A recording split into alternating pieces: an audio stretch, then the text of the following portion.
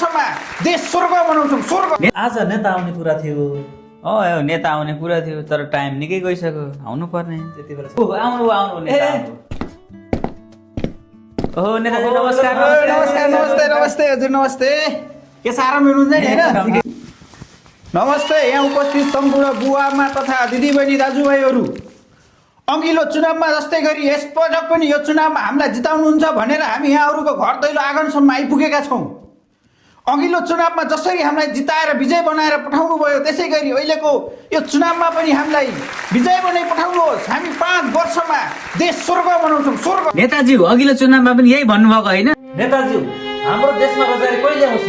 हामी फेरि पनि विदेश जानुपर्ने हो कि स्वदेशै बसेर केही गर्ने अवसर पाइन्छ? हेर्नुहोस् बुवामा दाजुभाइ, धैर्य गर्न सिक्नुपर्छ।